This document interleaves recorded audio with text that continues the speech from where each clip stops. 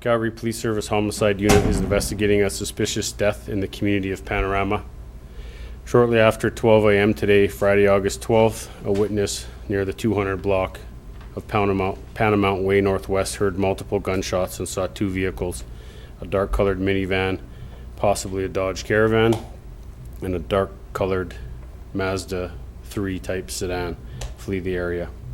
When officers arrived, they found a male suffering from a gunshot wound in the driver's seat of a white Dodge Charger. The male was pronounced deceased at the scene and has been identified as Louis Angelo Mojica, 27. It is believed this is a targeted attack, and investigators are currently interviewing several witnesses and canvassing for video surveillance from the area. An autopsy is underway this morning, and anyone who may have witnessed the incident or know any details about this incident are asked to call police, the non-emergency line, the Homicide Unit Tip Line at 428-8877, or Crime Stoppers anonymously. And I'll answer any questions that I can. Was he known to police previously, the victim? He was, yes. What can you tell us about his past? Not a lot. I wouldn't speak to any specifics regarding his background. He was known to police.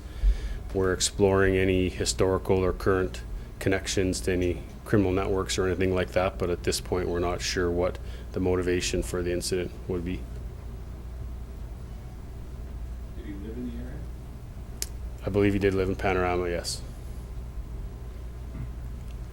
What makes you think that this was a targeted attack? Just by nature of the location, it appears that it would have been a pre-planned meet of some sort, and then ended up with the victim being fatally wounded. At this point, do you know if it's connected to any other crimes recently in the area? There's been a few other incidents in Panorama Hills. Do you know if it's connected to anything? I don't believe it would be connected to any past incidents in Panorama at all. We'll keep an open mind to that, but I believe it would be specific to potentially some type of conflict maybe, but not necessarily the area. It'd be more between individuals. And are you speaking with the person you had the pre-planned meeting with? Not at this point. Are you looking for that person? We're looking for anybody who may have been involved. I believe there's probably multiple people involved potentially, but we're still exploring that. So we'd ask that anybody that has any information, witnessed this or was involved, comes forward. In incidents like this, we often see somebody comes forward and speaks to police, so I'd encourage that to be sooner than later. It looked like you guys were removing some items from the back of the vehicle where the victim was shot. Is there anything there that might lead you to believe how this thing is connected to the shooting? I'm not sure what exactly was in the vehicle, but anything, like any contents of the vehicle, could potentially be seized as evidence, but I don't know what specifically that might have been. Do we know if that was his vehicle? I don't believe it was his vehicle. No, it wasn't a girlfriend. Where was the gentleman found in the vehicle? Driver's seat, passenger seat, back seat? I don't actually know that. I know he was found in the car. We believe he was by himself at the time, although we don't know that for sure. But I don't know the exact location in the car. How many shots were fired? I'm not aware of that particularly, and that's not something we would release anyways. Any evidence this could be related to drug trade? That's definitely an option we're exploring for sure. The drug world is responsible for a large majority of what we do every day, and those activities to suppress and investigate that, both from a drug angle and a public safety angle, are ongoing all the time, 24/7. Although you may not read it in the paper or see it in the news, we're actively suppressing and disrupting that type of criminal activity. So we'll continue to explore and see if it's connected to anything like that. You said he lived in the area. Was it right? The house right? No. No? No. I don't know the exact distance, but it would be a number of blocks away from his residence. And it was his girlfriend's Vehicle, we believe, yes. Was it his girlfriend's residence then that he was in? No.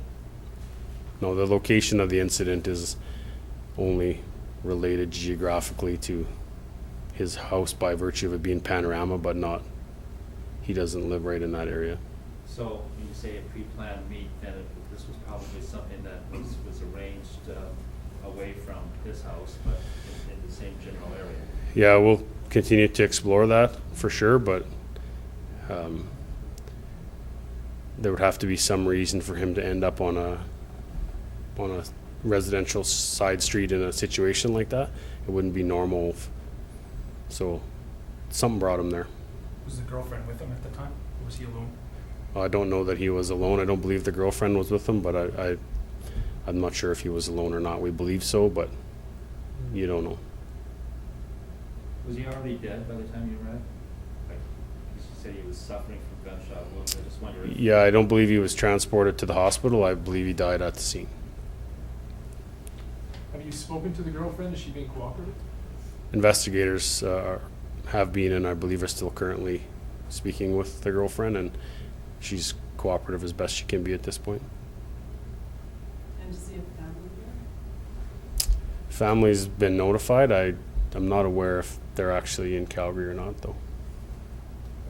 You typically wouldn't release the name until the autopsy was completed, correct? So can we assume the autopsy's been completed? It was underway this morning. It'll be completed very shortly, but we're confident in the identification. What sort of caliber of weapon was used in this case? I'm not sure what that is yet, nor would we wouldn't release that anyways. Was there any damage to the vehicle done in the shooting, and whereabouts was the damage done? I don't know that information. Is there a special unit that's now heading this up, or are you guys just having your detectives look into it?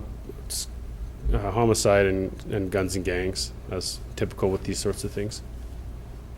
Has this gone beyond being suspicious to an official homicide? Yes. And what number homicide would that be from the city? 15. This is number 15? Yeah. Do you have more details on the pre-planned meeting? Like, did somebody call and say, meet at this location, the number of people who showed up? That's what we're looking at trying to figure out. It's only been 11 hours since the incident, so it takes a while to work through all the information, but we'll get there. But is there more than just the location that suggests it was pre-planned? Just by virtue of past incidents that are similar, this sort of thing, it's never, shouldn't say never, but it's not often random. It's targeted, and it's usually people are put together various ways, but it's usually takes some degree of pre-planning for that to happen. Are there any persons of interest at this point? No, not at this point. The victim, was he just known here in Calgary? Does he have any other connections or any criminal history in other cities in Canada? I'm not sure on that. He's known to us. I'm not sure what other agencies though. Do you know how long he's been living in Calgary for? I don't know that for sure. How concerning is it for the police force if people are arranging these pre-planned meetings in residential neighborhoods, where they don't even live directly, to conduct transactions and that can go Yeah. bad, which appears this one did. Well, it's a big concern, as it always is. Anytime there's acts of violence like this, it puts the public in danger. And what we'd like to see is zero tolerance from a community standpoint, that anybody that knows anything comes forward with this, because really the only thing that stops this sort of activity is people in jail. We've said that before, and that continues to not be the case. However, it's always in the forefront of our minds, and that's why all the investigations and the suppression activity that goes on daily occurs. It's not just when there's an incident. It literally happens every day. There's targets being worked, there's files being done, all to try to combat this on a daily basis. Do you have any details on the actual shooting itself? Like, did the car drive by and somebody shot at him, or did someone get out of a vehicle? Do you have any details like that? I don't have the specifics of that. I don't have. Anyone else? No, I'm sorry, I'm not familiar with the scene. You said you're canvassing for video. Is Yeah. that all homeowners, or are there nearby businesses that? Well, the video canvassing usually takes on a larger geographic area. It wouldn't just be where the incident, it would be access points, roads coming into there. I believe right around that location is primarily residential, but it's off of a main drive that would probably have some commercial businesses there that would be looked at as well. Like city traffic counts maybe? We look at everything. There were a number of arrests regarding some shootings in the past. Any reason to believe that this may be related to those incidents or those individuals arrested? I don't believe so, but we'll continue to explore that.